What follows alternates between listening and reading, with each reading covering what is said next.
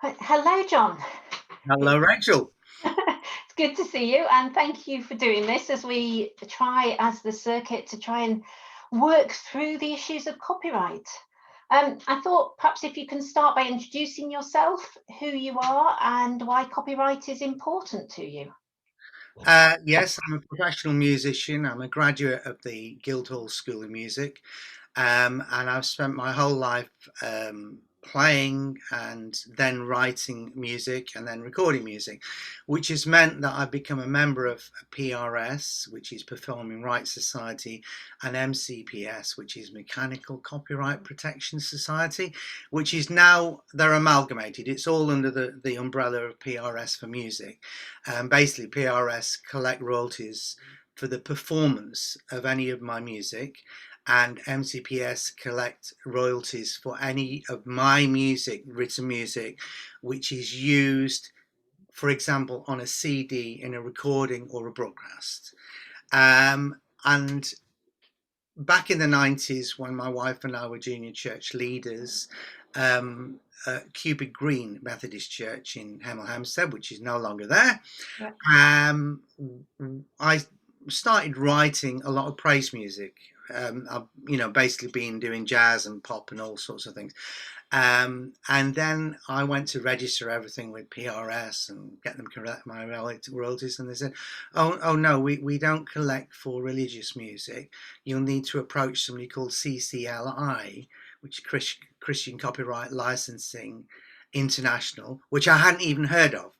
But basically, for religious music used in churches and schools, they have licenses for schools as well. They collect royalties for songwriters like me. So you said, why is it important to me? Though that makes you realize why it's important. There's another organization I'm a member of, which we will come to later probably, which is PPL, which is uh, I can't remember what it is, something phonographic licensing.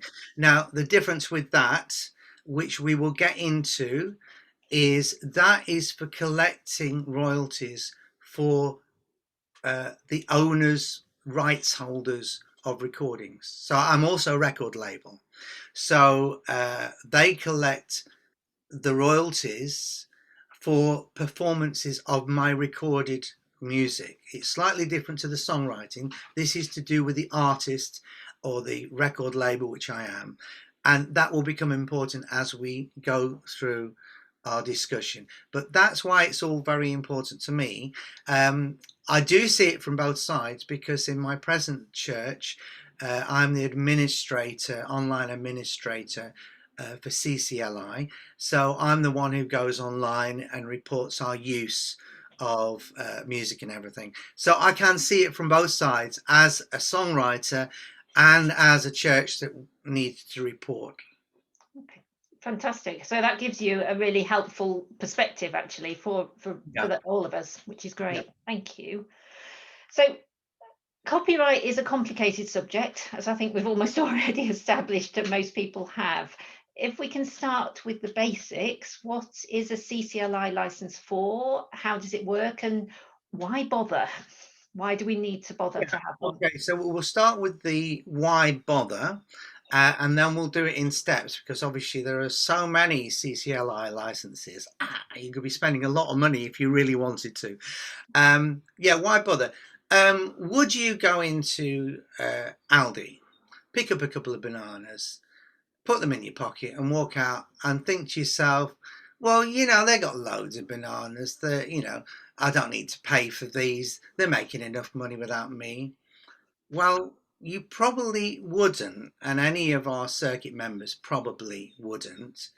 Um, well, it's the same with music. Songwriters and musicians depend on getting royalties, and we don't get much.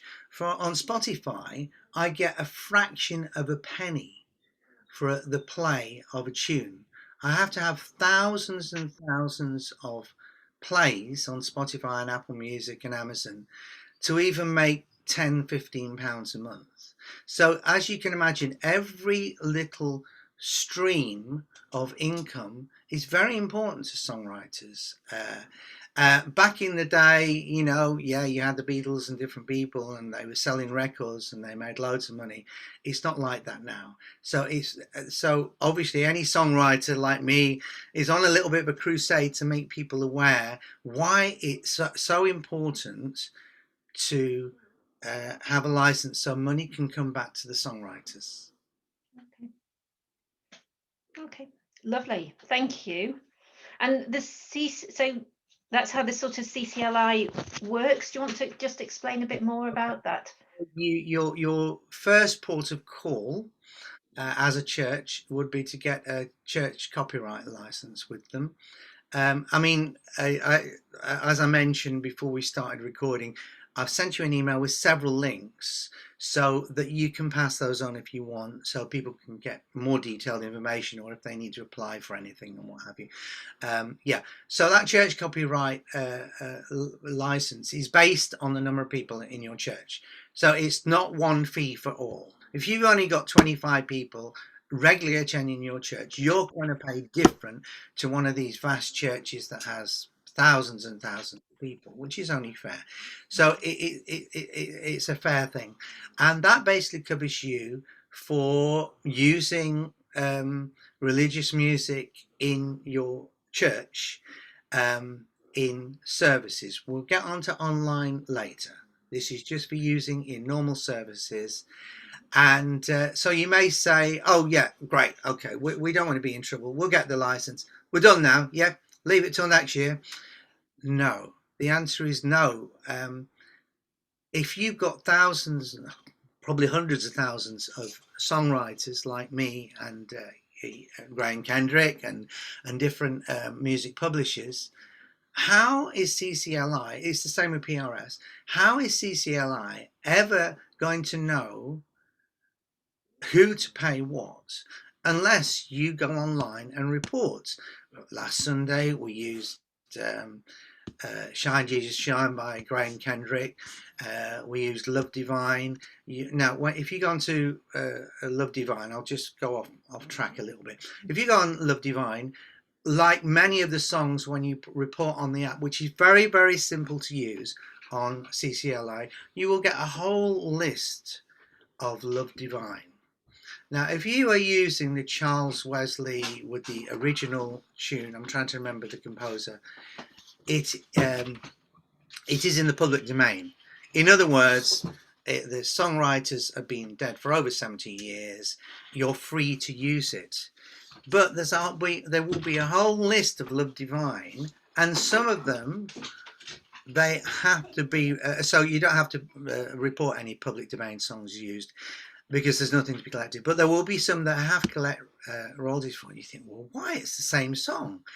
But it might be that it's a special arrangement by a certain artist, and their publishing administers that. So even though the original songwriters, so this is another point, I don't want to get too involved now, but when you do report, it is very easy to go on there, but make sure you're clicking on the right song, because you might be clicking on the wrong version of a song. But the thing is, we're looking at, again, going from the other side so that you understand how it works. When I write praise songs, for example, I've brought out 2 praise EPs this year. One was a Christmas one and one in the new year. I register all my songs and all the lyrics with CCLI as well as PBL and various other ones. And a unique CCLI song ID is created for my song, so that when people report, a simple way is to have that ID, which you might find in some of the hymn books as well. It has a CCL ID at the bottom as well as publishers and that sort of thing. So it's helpful. If you don't have access to that, you can usually find the individual one that you're looking for. So it's not that hard to report. So that's your first stage. Yep. Now, there is another one. I had a because I knew I was coming on, I had a conversation with one of my friends at CCLI yesterday just to iron out a few grey areas. There is another one which is, I think it's called MRL, which is Music Reproduction License, which is an extra price on top of the normal church license. And I was rather confused because the church license allows you to do some copying and projecting lyrics, this kind of thing. And he explained to me, and I never really knew this, there is copyright not just in the songwriters, but in the typography. Oh, right. So, for example, I do remember when I was at music college, and my piano teacher was very specific about, I want you to go and get Peter's edition of Chopin's Nocturnes or something. Not that one. It was specifically because of the printing, the layout, and everything like that. So, if you're photocopying, say, an old hymn book, that print on the publishers, they would get the money. It is important, you know. So the songwriter's getting their money from the ordinary church license, but the publishers maybe want their bit as well. The nice thing is that if you report, say that you photocopied out of a specific hymn book, and when you go on to report, it will take you to a page where you can choose the publication. And then you can you say, well, we did this hymn or that hymn. Once you've done it once within the year, you don't have to do it every time. It's not like reporting, look, we've used this song 6 times this year, or we had 5 services this Sunday, and in each service that song was used. No, it's just once a year. But that's the reason for having that license. So as far as ordinary church services are concerned, that's about it. And when you go on to the app, with each section, on the normal church license, for example, there's 4 sections. Yes, we've got 4 sections now because we're moving on now. You see, we've got an online streaming license as well. So you've got the print section, you've got the streaming section, etc. You've got these different sections. There isn't, believe it or not, there's a translate section. So you can click, we translated this song.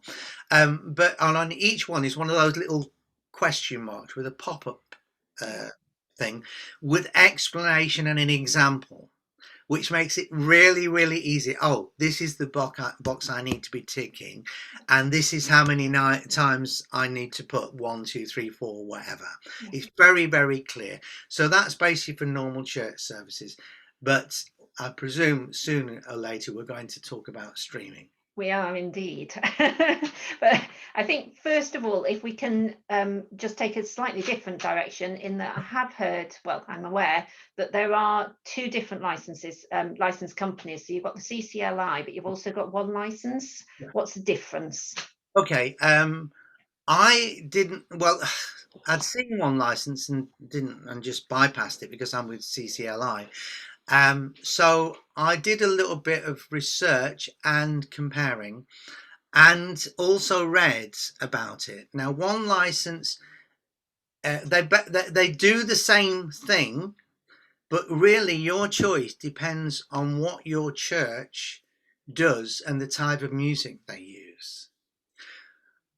CCLI, and I must say, although I'm a writer member of CCLI, they're much more with it.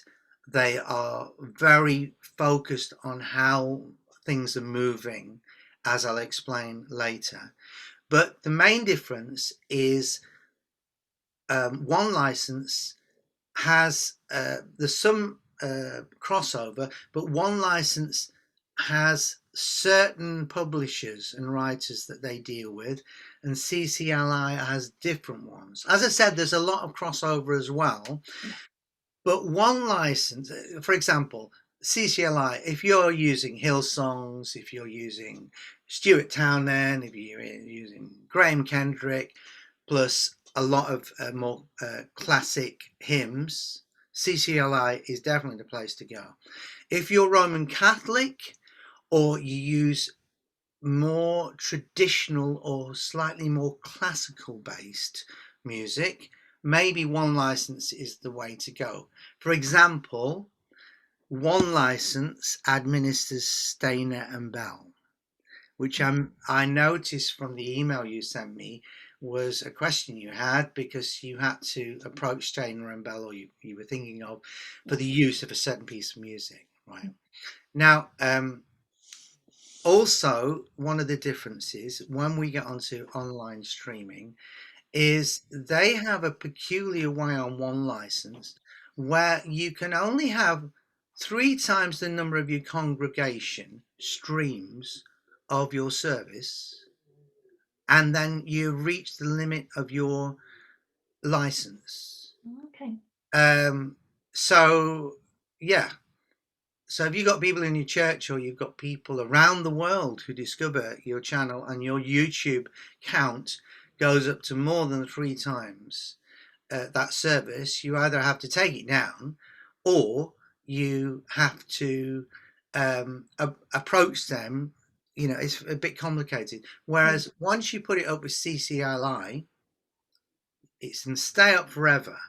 The caveat is as soon as you stop paying the online streaming license to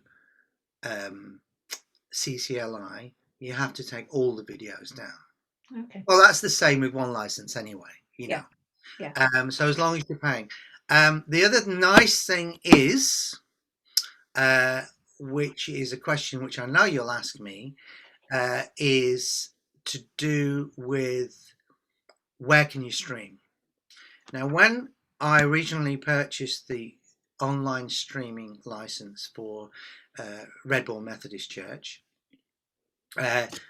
they made it clear to me that we could only stream on YouTube and Facebook. We couldn't stream on Zoom or anything like that. And if you did, you then had to go to PRS and get an LOML, which is a license of whatever. I've got it written down here, but basically, let me see what it's called. So you've got it. Limited online music license. That's what LOML stands for. So that was a bit complicated. No, you know. Well, now they've come to an agreement with all their publishers and writers, and you can use with your CCLI online license. You can use it on anything. Instagram, Twitter, Zoom, you name it. If it's an online streaming service, you can use it. Okay. One license, again, they say that you can do it on any platform, but they have this limit, which is a little bit annoying. Okay. I could tell you more, but I'll let you direct where you want to go, or if there's anything that I haven't touched on so far. So I think it might be helpful just to clarify. I mean, we've touched on it quite a bit now, but the kind of now we've talked about the CCLI basic license. Yeah. Now things are being streamed. Yeah. We also need a streaming license as well as the basic CCLI license. Yeah. And also the online streaming license is an add-on. You will have to have the CCLI church copyright license first, and then you add the online streaming license on top. Again, it's based on the number of attendees you have normally to your church, so you get a fair price. Although that's a bit weird, isn't it? Because if you think online services, if you're public on YouTube, for example, and we've had it, people from all around the world have discovered this and enjoyed something, you know. So, but it's based on church attendance, really. They're still doing it in that way. Yeah. Okay. And the license covers both the words and the music. Yes. Yes. Yeah. But don't forget, this is for the performance. This is not for you playing people's recordings. You can't go in there and put on have an online service and start it and put Matt Redman's CD on. No, this is for your church members to perform other people's songs. You're paying the license to perform other people's songs. Now, you may have some professionals in your church, you might all be amateurs, but whatever it is, it's for your people to perform. Having said that, obviously a lot of churches, us included, pre-record our services and then premiere them, say 10 o'clock on Sunday morning. There's an advantage to that, and I would greatly advise people just to put everything on YouTube, because they now have, while you're uploading your video, they have now got a copyright checking service. So hopefully by the time your video is uploaded to YouTube, they've already checked if there's any copyright issues. Because remember, YouTube is a company in itself. So if there was something that was a real problem, you could think, you know, we don't want trouble. Let's just edit that song out of the service because it's going to be more trouble than it's worth. Usually it's not going to be fine because your CCLI license allows you to use hundreds of thousands of songs which are the artists and publishers are registered with you. So most of the things you would want to use are under the license. Then that the other thing is you can have a count of the number of times that video is used, whereas it's not, oh, they've got a few there and we've got a few there. So it means that you can then paste the link into Facebook and people can watch it at high quality each Sunday if they want to watch it on Facebook. You can embed, because I do the Redbourne, I'm the designer and webmaster of the Redbourne Methodist Church website. So I've embedded a playlist of Reverend Stuart Dyer's online services into the website. And I told him to make sure that his playlist is set so that the newest video that he does is always the first, which means that when people go on each week, they don't have to scroll through to the bottom to find the latest video. It's at the top. Yeah. Although it's embedded in your website, essentially people are viewing it on YouTube. It's only embedded. It's like a window and they're watching YouTube. The same if they're watching it from a link on Facebook, although it opens up in Facebook. Same with Twitter. You know, in fact, Twitter has very limited width band, whatever you want to call it, for uploading videos anyway. So to have a link to your service or whatever on Twitter to the YouTube video is probably the best way to do it. I'm getting a bit off track now, but I just wanted to make everyone aware of that's how it works. Yeah, no, that's really helpful. Really helpful. I think it might be helpful now to just perhaps if we look at a couple of different scenarios. Yeah. Kind of things that I know are happening across the circuit and in other places as well. Mm-hmm. So first scenario, church is holding a Zoom service each week. Yeah. Someone shares their screen and plays hymns that they found on YouTube. Yeah. What copyright issues need to be thought about? And would it be different if the service was on YouTube? Yeah, they're breaking several copyright rules for a start. Now, we have not got the problem now with your CCLI streaming license. Just to backtrack, now they have this agreement so that the CCL online streaming license covers Zoom. Yeah. That's first thing. That's not a problem. But people don't really understand that any video on YouTube, whether it's the official music video of a Matt Redman song, put a bit by his record label, or whether it's an amateur singing in a hymn in their bedroom, like these TikTok people do and what have you. And, somebody said, oh, he did a really nice version. You want to watch this? Because that amateur in his bedroom, the copyright of the song is whoever the songwriter is. Say he's doing In Christ Alone, for example. Mhm. The copyright is Paul Getty, I think, and Stuart Townend. They're the songwriters, and Getty Music is the publisher. But the performance and the video, the film, the rights holder to that is that amateur in his bedroom. You've got to remember, YouTube was designed for personal use, for people to sit on their own and enjoy watching videos, whether they're amateur or professional videos, not for sharing. So officially, you would need to contact that person and ask permission to use their video in anything that you did.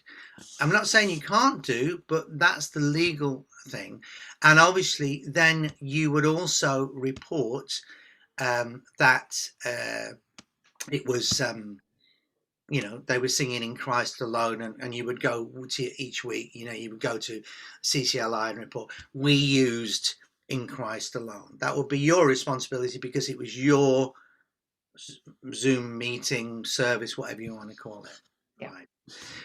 Now, there is a slight difference, which I think you might move on to this, and that is if a church like High Street has a choir of musicians and they produce, you want to use the word produce, they make some videos, maybe lyric videos, of them singing hymns, and then they say to different churches, we're quite happy for you to use them.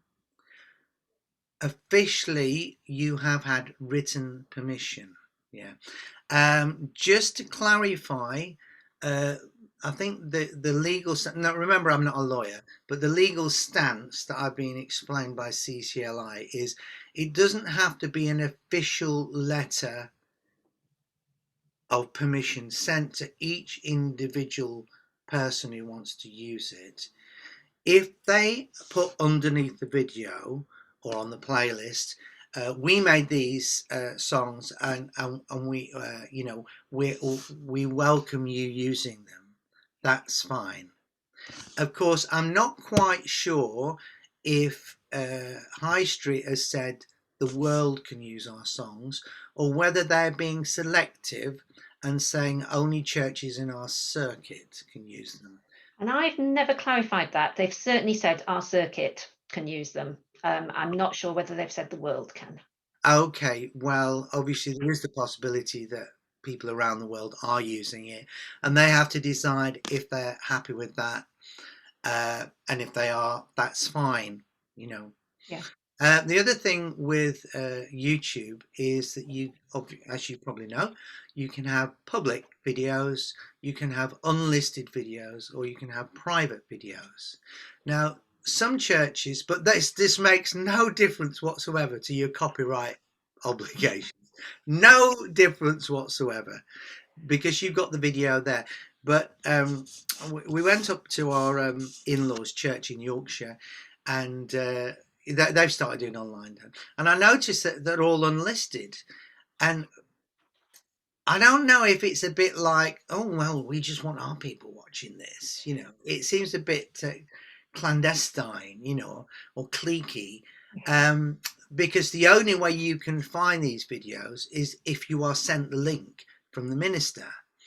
Now, this is a personal thing, but we have the website. I do lyric videos that I sing in my studio, put a backing to, or just with the piano backing, and then make lyric videos. And you can find them on the Redbourne Methodist Church website as well, because I've got a playlist of that. So I'm doing a very similar thing to High Street. And I said to Stuart Dyer, Reverend Stuart Dyer, look, we should be public, because we want to preach and reach the world. That's up to a church how they feel about that. Whether they want to be unlisted and just give out the you know the link to certain people, or whether they want to be public and be discovered by anyone in the world. You know. Okay, that's fantastic. Thank you. So, different scenario. Yep. A church service is being held in the church Yep. and streamed live on Facebook. Yep. The hymns are sung and played by church musicians. So what copyright issues need to be thought about there, and are there any differences if it's on Zoom? Well, yeah, as I said, no difference if it's on Zoom. Now there's no difference. If it's streamed on Facebook or it's streamed on YouTube, whatever, there's no difference whatsoever. And also the CCLI online licensing, a streaming license, sorry, online streaming license. That's exactly what it's designed for. Members of your church singing hymns or playing hymns in live streamed or pre-recorded streaming services. That's exactly what it's meant for. And you would just report the use, and you report it if, for example, the main thing is they're performing the songs online, so it's stream record is the box that you tick. Yeah. Because that's what it's all about. That's why you got your streaming license, and you're saying, yes, we did In Christ Alone, we did this, we did that. And I said, if it comes to a public domain song, it will flash up. You don't have to report this because it's in the public domain. However, if it's a special arrangement, you're doing such and such version, then you need to make sure that you're reporting the right one. Okay, and in the hymn book or whatever things that you're using, you should have access to not only the songwriters, but if there's an arranger or who the publisher is, for the version that you're using. There are a few iffy moments, but basically somebody like CCLI has such a lot of praise music under its belt. You should find it there. For example, there's a guy called John Bell, and he's part of the Iona community, and they're publishing music well, they publish other things as well. It's Wild Goose Publications. If you now, I was thinking about this for myself, because as an individual, I can't have a CCLI license, only organizations like churches or schools. So I can't take the benefits of that. Well, I'm taking the benefits on the other side by hopefully getting royalties. So I wanted to perform one of his songs and put it up on my website, on my playlist of hymns that I've recorded. And I wasn't too sure. And I wanted to talk to them about it. And when I went on the website, it immediately said, if you want to use any of the songs, contact Wild Goose. And then after it said, if your organisation is a member of CCLI, you don't need to contact us because all our songs are included under the CCL license. So that's a good example of, yes, there's a publisher and a certain songwriter and they have their own thing going up in the northeast, but it's covered under CCLI. Now, interestingly enough, while we're on the subject, I know you might ask me this later on, but I might as well include it here. I wanted to find out if you could use the Singing of Faith CDs in online streaming. These piano CDs. Going to be my next question. Yeah. But it's all part of the same thing, I think. Yeah. So I went online, then I phoned Methodist Publishing. The lady was extremely helpful, but no use whatsoever. And she suggested, oh, well, you'll find it all out if you go to Singing the Faith Plus. But when I went to Singing the Faith Plus, it was just a page on their website anyway. And there was no advice about Singing the Faith CDs. There was how much it costs to buy them, and obviously they give you carte blanche to use them in services. But as far as streaming was concerned, I couldn't find an answer. And as I said, she was no use whatsoever. So this morning, before we had this Zoom meeting, I found another of my friends at CCLI, and he wasn't sure, and he checked, and his manager came back and said, we contacted Singing the Faith, or Methodist Publishing, in January to ask if they wanted to become part of the online streaming thing and everything like that, and they haven't got back to us. So basically, Singing the Faith CDs, there's not an agreement because Methodist.org, whatever, Methodist Publishing, haven't got back to them. Right. That's a shame. So, yeah, it is a shame. And but that means that you have to directly contact Methodist Publishing and say, we wish to use your CDs, which we purchased, in online streaming. And then it's for them to come back and say, oh, yeah, didn't we make it clear? Yes, you're allowed to. Oh, yeah, we'll give you our blessing. Or they say, oh, well, yes, because we haven't got an agreement with CCLI. Yes, you have to deal directly with us and fill in this form and tell us, and you have to make a separate arrangement. Now, hopefully, in the future, as I said, there didn't used to be this arrangement with Zoom and everything, So hopefully, as things move on, there'll be a bit of catch up. Yeah. Okay. No, that's fantastic. One thing I will just put in there in terms of sort of services in church where we got caught out at All Saints in Berkhamsted was with Bernadette Farrell's music. And she's not covered by CCLI. So sort of she does All Are Welcome and Christ Be Our Light. And so we ended up taking out a one license just so that we could make sure that that bit was covered. Because, it's keeping on top of these things and just being aware, isn't it? Yeah, and that's why some people do opt to take out both licenses, just because certain things are covered. And, as you say, it could be a one-off license, or it could be an annual license, depending on how much music you use, which is on either service. Yeah. Different question.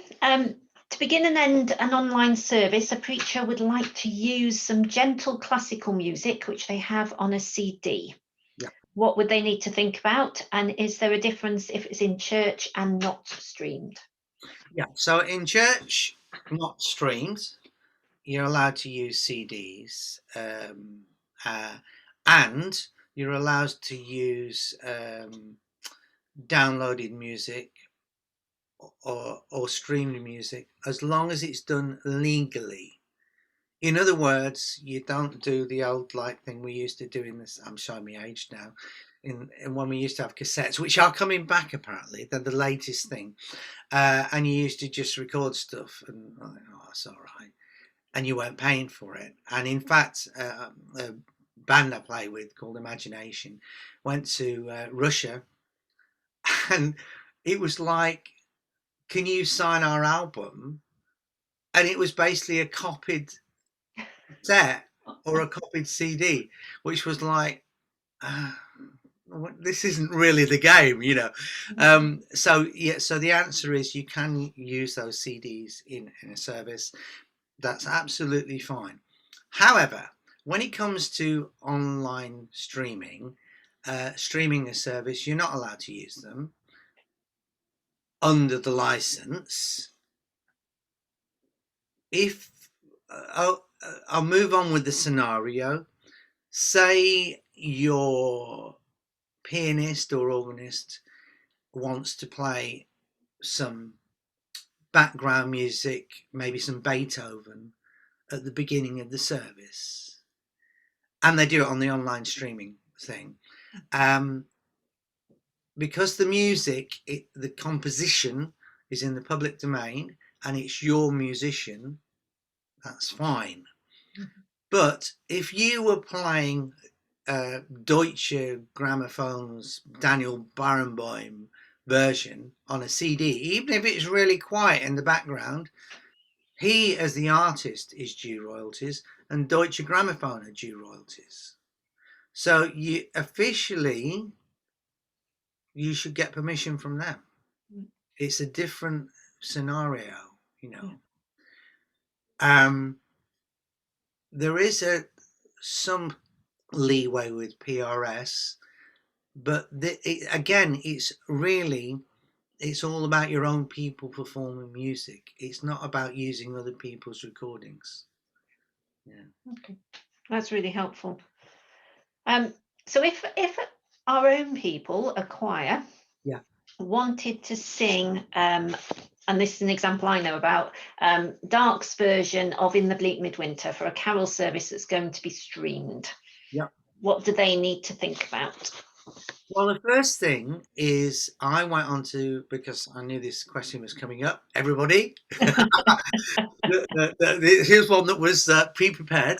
And yeah, so I went on to CCLI, and In the Bleak Midwinter, the famous tune that we know, is actually in the public domain. I think the melody was written by Gustav Holst, wasn't it? I'm not sure. I But can't even remember. so, it's in the public domain. Yeah. But there are actually, on the reporting bit of CCLI, 10 listings for In the Bleak Midwinter. Unfortunately, Dark's version is not there. But some of them are in the public domain and some of them are not, because as I explained earlier, it's because it's a special arrangement, or possibly it's even a different tune than the traditional tune. So obviously, if Darks had been on there, arrangement, then you fine. I'll just click on that. We've used it, but it's not. However, and this relates to what you just told me before. I went onto one license and noticed that they administer for Stainer and Bell. So you might find, if the publisher has not got an agreement with one of the societies, it has with one of the others, and you could maybe report it that way. It's worth doing that before you do anything else. Obviously, if worst comes to worst, then you have to do like we talked about, and you have to go directly to a publisher and say, look, we're going to do this, and you know how many performances, if it's going to be recorded, all that kind of thing, and they would give you a price. Occasionally, depending on the size of the church or what you're doing, and as long as you're not making money out of it, then it's fine. Which I should backtrack actually about making money. Your online agreement with CCLI, and as far as I know, with one license, means that you agree not to monetize your YouTube channel. Publishers who you're using their work, or artists, are allowed to benefit from any advertising revenue, any revenue basically that comes from your video, but you are not allowed to monetize. Otherwise, you're in breach of your agreement with CCLI. They're giving you permission to use the money, to use the music, not to make money out of it. Yeah, that's a really helpful reminder. Okay, fantastic. So I think we've learned a lot there. That's been a lot to take in, but I think it might be helpful just if we can just go, just sort of to summarize almost at the end, if we can almost go over the different licenses. So we've talked about the basic CCLI license, which covers in-person churches, in-person services, words and music. We've then got the streaming license, which I think covers the words and music in church and on stream. It gives the additional thing, which is streaming. Is that right? Your people performing it, yeah. And our people, yes. The stream. I've come across the CCLI Streaming License Plus. Yeah. So Streaming Plus allows you to do everything you do with the other one, but it gives you access to 150,000 professional master tracks and backing tracks. So it means that your worship band could sound like, Paul Baloche performing in front of 10,000 people or something with a professional backing track. And any musicians listening, it also gives access to the stems, which is a technical thing for audio, which you can add to your multi-track backing track. You know, let's say you had a really nice drum track for a certain song and you wanted to add it rather than your own drummer playing or something like that, you could just add that. You know, it's that kind of thing. But I went on to again, one of my friends at CCLI. I thought that sounds wonderful, but churches are then going to think, oh great, we can use any backing tracks, we can use this master track. A master track basically means the high quality original track by an artist or something like that. And the answer is no. It is limited to the 150,000 or so tracks available on CCLI because they are under the license.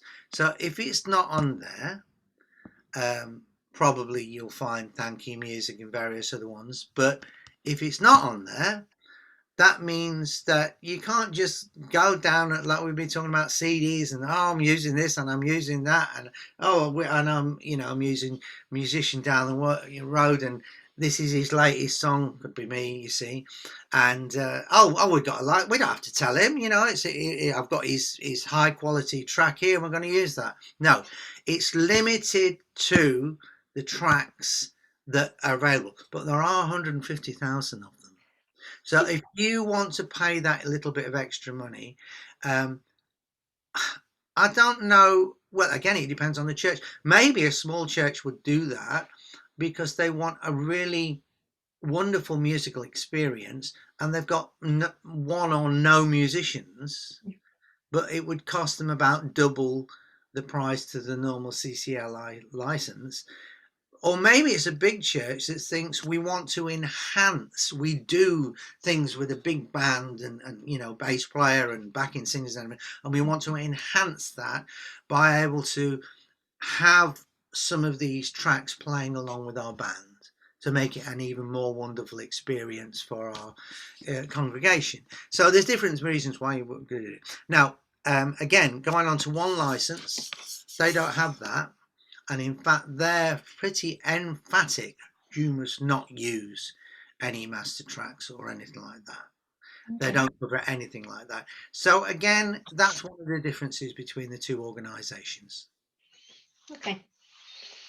So that's the one license. I think we're reasonably clear now. Is that kind of, it's similar to the CCLI, slight differences. But they also you need a streaming license if you're streaming. Yeah, it's an add-on. They call theirs podcast streaming license for some reason. Okay. It does a very, very similar thing. But as I said, it's got this annoying thing where once you've had 3 times the streams of your congregation, so that meant if you've got a congregation of 25, once you've had 75 streams of a service, they'll be saying, well, you've got to take it down or you've got to contact us to come to some sort of arrangement to pay more money.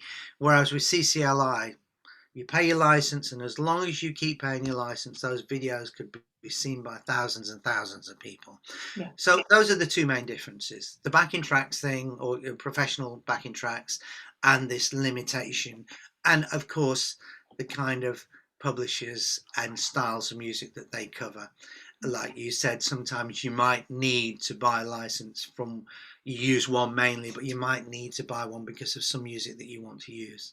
Okay. We've mentioned already the PRS for music, the LOML. Yeah. And the MRL. Yeah.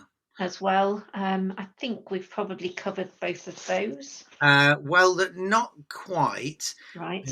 You can have a CCLI PRS license. And let me read. I've sent you a link. Mm-hmm. You can send this to anybody who's watching this. But let me just find it. As I've explained, you no longer have to have the limited online music license because all the streaming platforms are now covered. but you might want a PRS for music church license, which covers you for the following: perform live music on church premises, hold up to 6 concerts or recitals per year, combine it with your CCLI church video license, which we didn't mention, Mhm. to show films outside of acts of worship. You know, my in-laws' church had a film club to try and attract families who didn't come to church. They used to have it on Saturday night, and so with their video license, not only were they able to use, the videos in the church, they for church services, they were able to do that outside services. This is an interesting one. Separate church halls are covered with this PRS music church license for church and third-party groups, provided you pass the predominance test. Now, you'd have to go onto the website to find out what that means. Basically, it means if that church hall is very individual to your church and a lot goes on there which isn't to do with church congregations, they may say this has to be licensed separately. Okay. But it may well be that it's fine, and you cover for music tuition to individuals or groups. So if you had choir practice there or something, so it's worth going on to CCLI and reading through the finer detail of that to find out if that's going to be useful for you. Now, don't take this as gospel, and I say that with the greatest of respect, talking to a reverend. But I'm sure I read that if you have that PRS license, basically PRS, they're not too bothered about you reporting any music performed. You know, it's almost like a token gesture. So they'll allow you to get on with it and do these recitals and everything like that. And you won't have to go and get individual licenses for you kind of covered for the year. So again, it depends on the activity of your church. And the other thing we haven't mentioned, just to round it off, is Yep. the PPL church license. Right. Now, I mentioned I'm a member of PPL. I have 2 memberships. I'm a member of as a performer and a member as a record label rights holder. The reason I'm a member as a rights holder, as a record label, is that I, in the same way that I did to CCLI with my songs, I add my songs to their database. I add my recordings to their database. I don't mean I upload them. I mean the title and something called the ISRC code. In the same way that CCLI has an individual song ID, each recording, for example, let's go back to Love Divine. There might be several recordings of Love Divine, but each one will have a unique ISRC code. They're all different recordings. And so any use of my recording, and when it's played on Spotify or anything like that, the royalties come back to me as a performer member. When I register one of my recordings, I have to put in who's the main performer, were there any subsidiary performers, was there an engineer, what recording studio was used. All those details are like in a little nest of the ISRC number code. So, for example, if I'm on somebody else's record and that record gets played a lot, that recording gets played a lot, I will get some royalties for being the performer. It's totally different. It's to do with the recording as opposed to the song and the songwriters. Now, why would you maybe need a PPL license for a church? And they say you can play commercial music recordings, CDs, MP3s, music, DVDs, for example, during parent and toddler groups, youth clubs, events, socials, coffee mornings, fetes, bazaars. You can hold discos, dances, karaoke, keep it classes. All these use music on your church premises, and they're using recordings quite a lot of the time. But it's you as a church, as the premises, like going into a pub and they have a PPL license. It's your responsibility to have the license for those groups to be allowed to do that.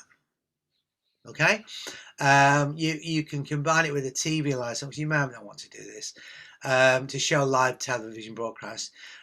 Include hold music on your telephone system, right?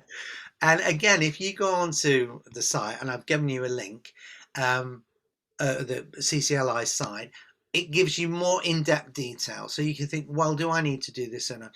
But there must be lots of churches that have toddler groups or youth groups or are using music in Keep Fit and things like that. And they just come in and use it and don't think anything about it. It's not the responsibility of the Keep Fit teacher or the Pilates teacher. It's the responsibility of the building and the Okay. owners of the building. Yeah.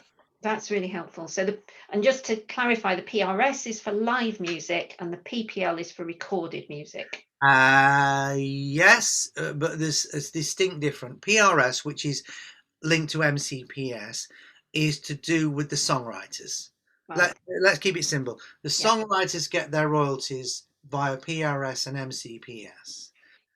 The performers and the people who made the record, whether it's a record label or whatever, they get their money for the recording. Okay. All right. PRS pay the songwriters. PL play the people on recordings. And it's recordings that we're talking about here. Unless you're going to get somebody like, which I used to do in my early 20s, go and play for Keep Fit classes and dance classes when I was first started up. Yeah. So in that case, it would be a different scenario. But most people use recorded music now. Yeah. Yeah. Fantastic. Thank you, John. We've gone through an awful lot there, but that's been really helpful. And I know people will really appreciate that kind of insight and the kind of expertise that you've been able to offer there. Yeah, and I'm very aware that churches, ministers, preachers are quite often would not want to break the law. There was an example, and I won't say who the minister was, but there was on one of the churches in the circuit, where a minister just started singing "I'm Dreaming of a White Christmas." And I hadn't got the heart to tell him, because he was doing it and trying to be all jolly and everything like that, that he was actually breaking copyright rules just by singing a line of that song. It's not to do with the amount you sing, because Irving Berlin's White Christmas is still in copyright.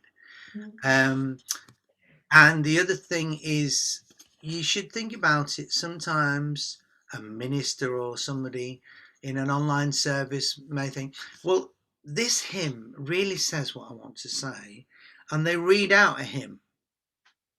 They might not be singing it, but some of the singers I've heard on the radio were half speaking the songs anyway. Officially, they are using that hymn. They're definitely using the lyrics of that hymn in their service, so it needs to be reported.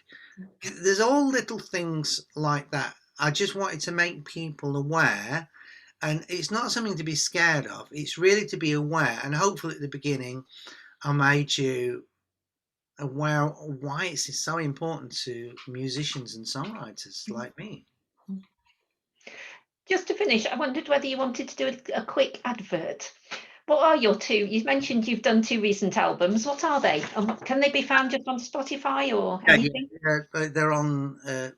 They're on so many streaming services that some of them I haven't even heard of. And yeah, so you can go to Spotify, Deezer, Amazon Music, Apple Music, YouTube Music, Juno Download. If you really want to make me a little bit more money, the one to go to is Juno Download, because most of those are streaming services and I get a fraction of a penny for every play of a tune.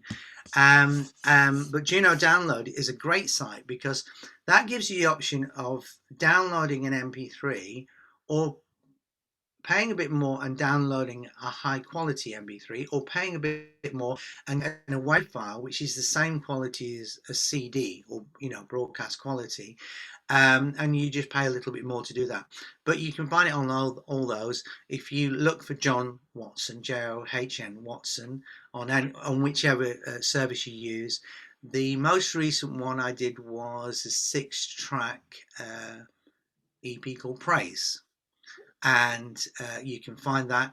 And the previous one I did a Christmas EP called New Star, and you'll find those. But you'll find my jazz albums and all that as well. One last thing, because I'd love people to go and discover me, and if you can find all these links actually on my website, which is johnpianoman.co.uk, JOHN pianoman, all one word, .co.uk. But also to help churches, and as long as people maybe send me a little email to say we'd like to use this, or what have you, I'm fine with it. I have I called it, because I brought out the Praise EP. I did a playlist on my YouTube channel, which again, youtube.com/John Pianoman should take you there, called Worship Music. And these are things that I've done for Redbourne Methodist Church to go on as another tool for people to use on the website, so they can sing along at home to hymns with these lyric videos. But also with my Praise EP, I've done lead sheets. You're musical, so you probably know what a lead sheet is. It's basically the melody, the chords, the words, and little bits of single line of maybe backing that comes in. Lead sheets for all the songs. And what I did is I made animated videos on YouTube using my master tracks, and so you can follow the music along exactly in time, synchronized with my singing. If there's a repeat, it carefully goes back, and it follows in tune. And below all of those, I think I put the CCLI song ID, so that if you wanted to use those, you could. It's a great tool. Yeah. No, that's fantastic. I was having a look yesterday on your website and found the walking on the water, and it was fantastic. Time to. You can probably see the green screen behind me, can you? Yeah. It's all done in here. It's all done in here. I've been very lucky through lockdown. I mean, tomorrow, the next 3 days, I'll be playing 6 hours each day in London. But there's somebody at the door now, so we should round off. Yeah. But I've learned so much more about filmmaking and everything. So, Thank you again. I must let you go and answer that door, but thank you ever so much, John. Take care. God bless. Bye bye. Bye bye.